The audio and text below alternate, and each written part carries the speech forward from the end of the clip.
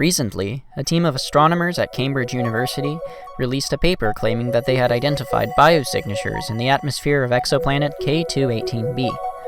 Could it be our first clue to finding extraterrestrial life? Many astronomers are skeptical. But how did they arrive at this bold claim? How can we know the composition of the atmosphere of an exoplanet 124 light-years away from Earth? It turns out you can figure out a good deal just from the way matter interacts with light waves. In a way, when you look into the night sky, you're watching the song of the universe in color. This is the music of light waves.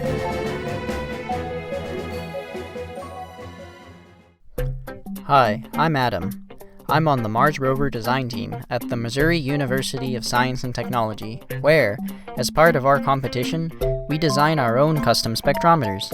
Today, we'll dive into the principle that makes our spectrometers work. First, a little bit about light. Light is a wave in the electromagnetic field.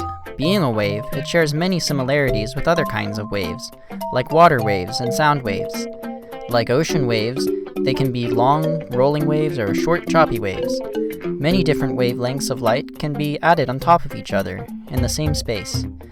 Waves also interact with their surroundings, getting bounced, scattered, and absorbed.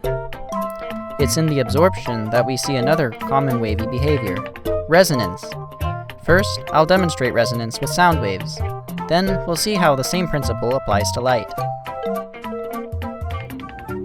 Alright, here I have a ukulele and a tuner, and I also have my violin. And if I play an A on my violin, the tuner does nothing because it's not attached to the ukulele. So if I play the A string on the ukulele now, picks it right up. Now watch what happens if I play an A on my violin, even though it's not attached. It picks it right up. That's because the ukulele's A string is resonating with the violin's A string. Same goes for the ukulele's G string. If I play a G on my violin, picks it right up. However, if I play a note that's not on the ukulele, D for example, the tuner doesn't hear anything. Like strings on an instrument, molecules also vibrate. Instead of listening for sound like my ukulele though, they listen for light. This is because molecular bonds are held together only with electric charge. When light, being a disturbance in the electric field, washes over these bonds, the molecule bends and stretches. Like the ukulele, they only vibrate at resonant frequencies. Due to each molecule's unique geometry and chemistry, there are a distinct number of ways the molecule is able to vibrate, each with its own resonant frequency. These are known as vibrational modes.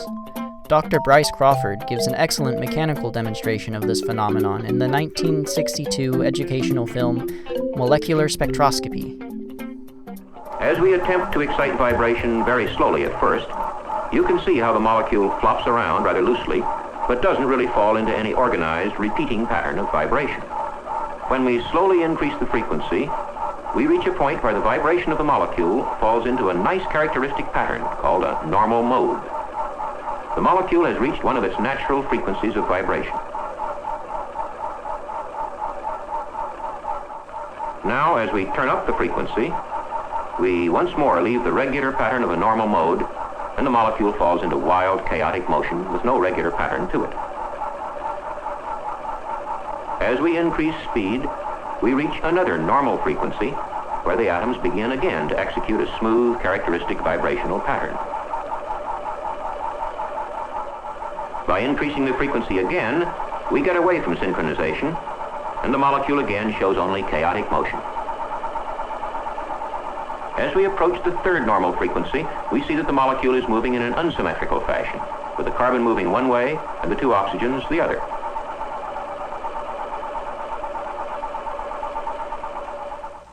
We would find the same three characteristic types of motion in the actual carbon dioxide molecule. Isn't that amazing?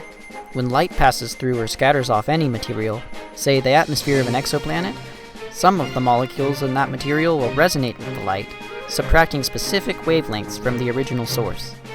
If we take that resulting light and spread it out into a rainbow with a prism or a diffraction grating, we can see certain colors missing. This is called an absorption spectrum, and it is basically a fingerprint telling us what molecules the light has interacted with. The James Webb Space Telescope is equipped with several spectroscopic instruments. The astronomers at Cambridge used one called MIRI, or Mid-Infrared Instrument. When K2-18b passed in front of its star, what is known as a transit, light from the star passed through its atmosphere, leaving the exoplanet spectrum imprinted on that of its star. The signal was faint, but the researchers found that a watery planet with a hydrogen atmosphere could cause the spectrum they observed. Unfortunately for aliens, other astronomers managed to find other models that were a better fit for the spectrum. But it's still fascinating that we can learn so much about a distant world from our own backyard. Spectroscopy has countless applications. Using spectrometers, we can find the composition of distant stars. We've even found stars that may have formed from the same gas cloud as our own sun. Turning our spectrometers to Earth, we can measure changes to our environment, like the concentration of ozone in the atmosphere. We can even detect individual species of plants and animals, like endangered polar bears, which are otherwise hard to spot in the snow. Factors like disease and drought can also alter the spectra of species, allowing us to, for example, monitor the spread of a deadly invasive fungus affecting oak trees. And the list goes on. These have been just a few examples of where spectroscopy has been used, but it's also used everywhere, from medical research to quality control to forensic investigations. Spectroscopy is truly a driving force of scientific discovery and technological innovation. Thank you for watching.